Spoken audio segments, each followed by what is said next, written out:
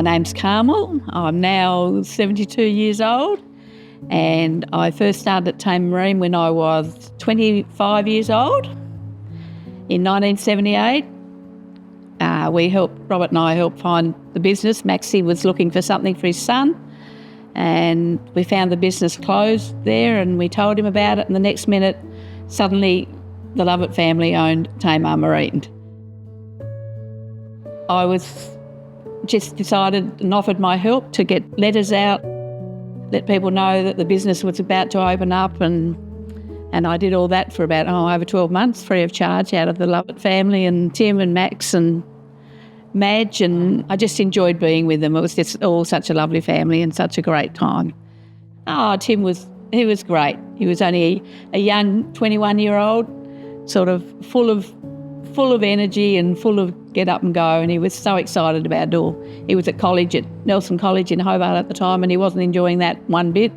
He used to work for Greg Muir down there on and off, and with this opportunity came for him, he was just stoked, and he put everything into it with his father and mother. It's just grown on and on. Like, we had the house set to start with. Suddenly that got pulled down, and we extended the shop just a little bit more, and then a little bit more of the business got pulled down, and we extended it again, and all the big slipways put in for everybody, and it just got bigger and bigger as the years went by, and more staff got employed to do special jobs. Tim was fairly fussy about who he chose. He wanted people to know that they could, someone knew how to sell life jackets, or someone was a sailor and knew how to sell sailing gear, and so he was very particular. Back in those days when we first started, it was really hard. The commercial fishing industry was massive, and they all needed equipment to get started. And so Max and Tim, out of the goodness of their heart, they gave them 60, 90, 120 days credit, because they couldn't go out and fish if they didn't have their nets and floats and buoys and everything else. Tamar Marine meant everything to me. I loved going there. I'd go there if I felt sick, because it was such a happy place, and everyone was so friendly, and meeting all our terrific staff and customers. The customers were just really, really great. The support from the customers was just incredible, and I loved it. It meant everything. How did you feel after you heard the news about the fire? I don't know that I really should say what I said. I was absolutely devastated. I couldn't stop crying, and I'm still pretty upset about all that. I just can't believe it. I walk down, I go through all the aisles every night in my sleep thinking, oh my God, that's not there anymore, that's not there. And just totally devastated, totally. My name's Rob Matthews. I've known Tamar Marine since day one, and the Lovett family prior to that. As to how we met the Lovett family right back at the beginning, I was asked to do a Melbourne to Devonport yacht race with Max and young Tim, who was probably only just over 16, probably just 17 at the time. Max was talking to me one day, and he said, Tim isn't doing too well down in Hobart. He wants a bit of a change. Have you got any ideas? And Carmel and I had noticed that it was Jack's Boatyard, I think it was called in those days, was closed. And I mentioned it to Max. And 3 days later, we saw Max and Madge with all the bookwork on their laps, parked in the driveway of Tamar Marine, with plans on the bonnet of the car and on their laps in the car. And I reckon within a couple of weeks, they'd bought the whole shooting match.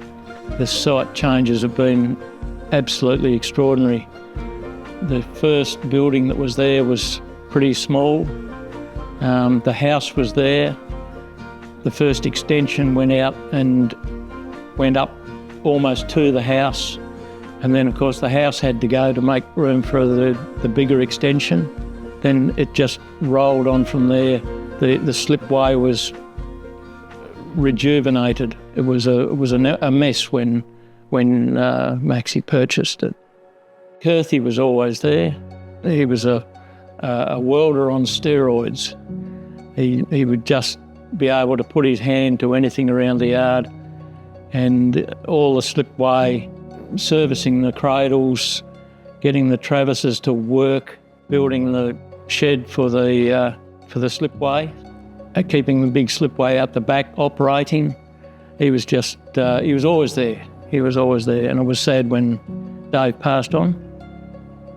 I think I worked it out that over the 40 years that Carmel worked there, we had probably 4 boats, maybe 5 of our own on the slip. We would have had, I reckon, in the hundreds of thousands of nuts, bolts, screws, paint, and I think I totaled it up and we spent something like 3.5 years on the slip in 3-month and 5-month lots over the years. I'm the owner of Kept Agencies, a wholesale business that sells to retail stores all around Tasmania. I represent numerous brands. I'm also a long-term customer of Tamar Marine, been coming in there for many, many years. The first time I stepped foot in the store, Jeremy, would have been some 20 odd years ago, and I just remember walking in and going, wow, I was like a Kinder candy store. I've been involved with Tamar Marine over the years in a few ways. As a president of a game fishing club, I've had a relationship with both Tim and yourself and the Dean and Ben and the whole team, in fact. The sponsorship to the game fishing club has been fantastic. Tamar Marine have been on board for as long as I can remember.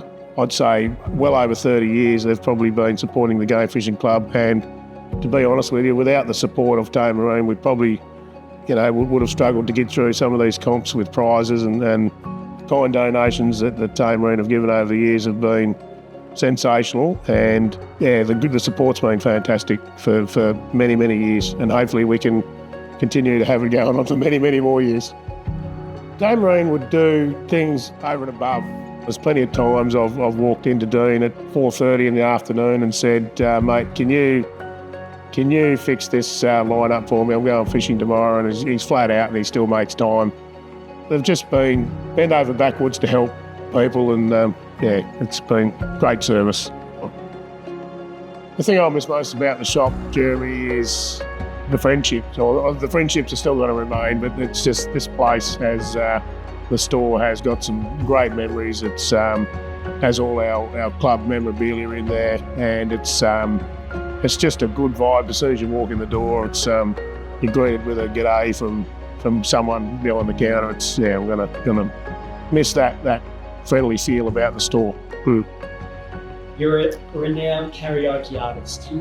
If you were to sing one song about Tamar Marine, what would it be? Well, Jeremy, I do like a bit of a sing-song, and Tassie's best karaoke singer, that I'm told. So the one song comes straight to mind, and it's simply the best.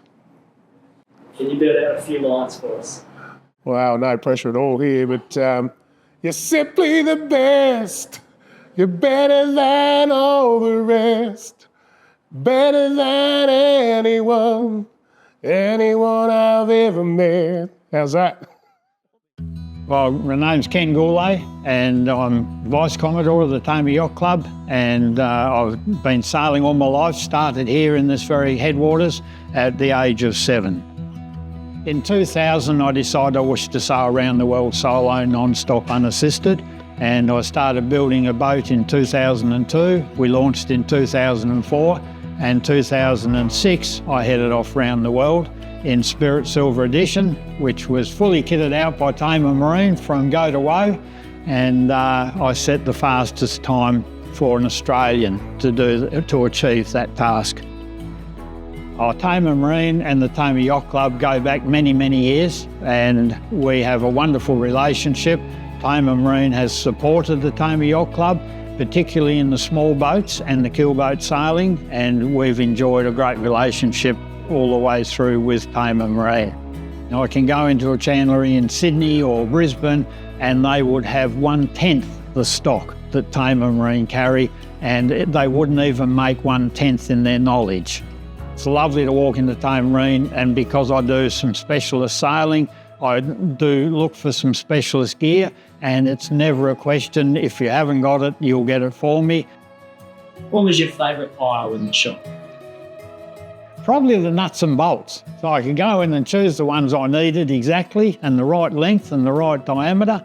And but now, as my years have got on, it's probably leaning more towards the fishing aisles. I want a couple of shackles at the moment and I don't know where to go and get them. So look, we'll miss you guys till you do reopen somewhere and we can then start giving you some service again. Mike Stevens, I'm in my late 60s now, unfortunately, so not too many summers left, but started life as a fitter and machinist. Somehow I turned into a magazine editor and now own a fishing tackle store. I don't really remember when I first started shopping at Tamar Marine, but I've always had boats and my son sewed little boats and it's always been the first place that I would go to and mostly the last place that I would go to because they had everything.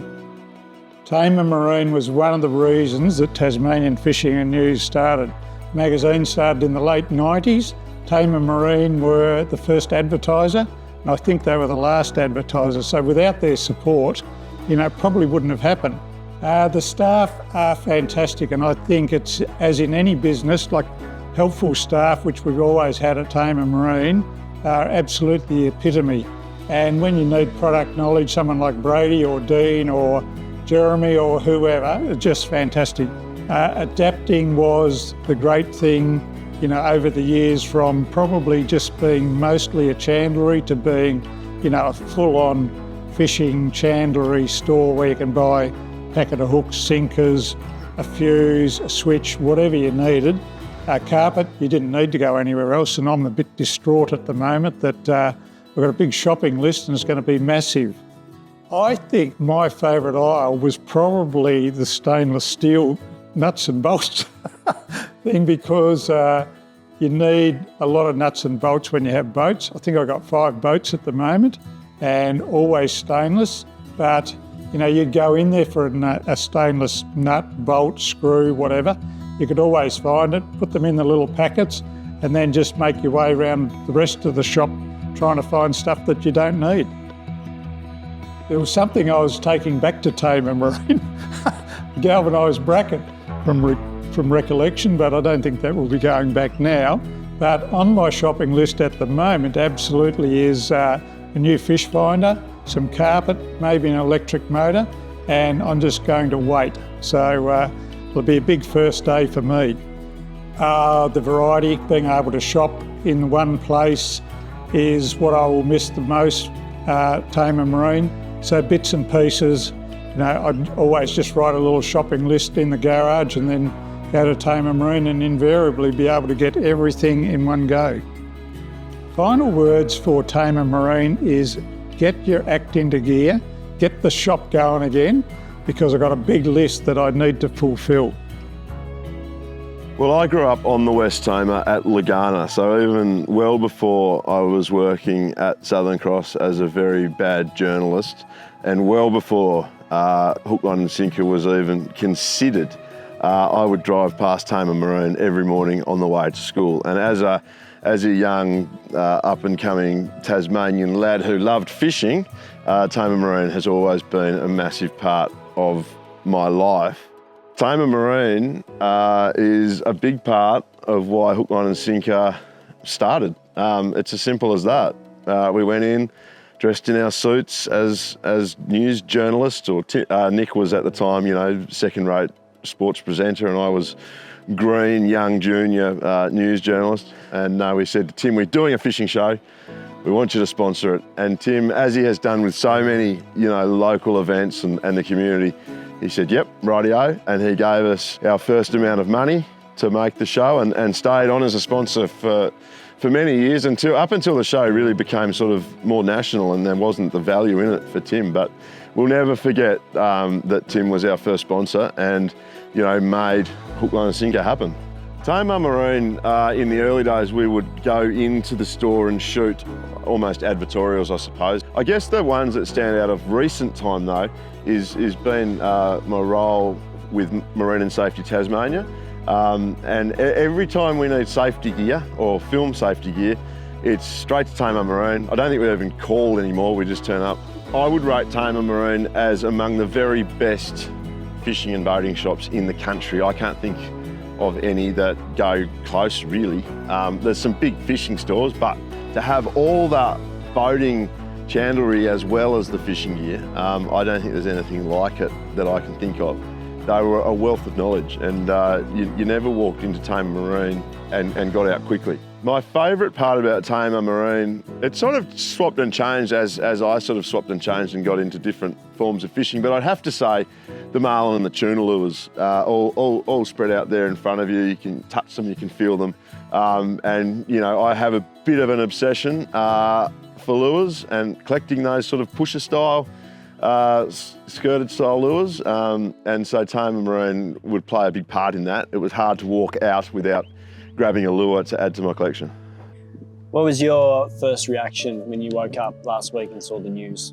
It was a reaction of shock and just sadness, and I was empty for the rest of the day. I was actually working up on the Gold Coast filming, and then I would think about what I saw that morning when I woke up, the photos, and I was getting messages throughout the day. It was just a really empty, hollow, horrible feeling, and I was thinking about the guys that worked there, and how sad it was, and just how immediate it was. It was just like there one minute and gone the next. It's just a horrible thing. I'm going to miss seeing it on a daily basis because I'm back living in the West Tamar, and we do a school run every day, just like when I was at school. And at the moment, it's devastating driving past the shell of what was Tamar Marine, because it was just a part of us, a part of our city, a part of who we are. And I'm going to miss looking there, knowing that it's there. But I'm excited to see what the future holds.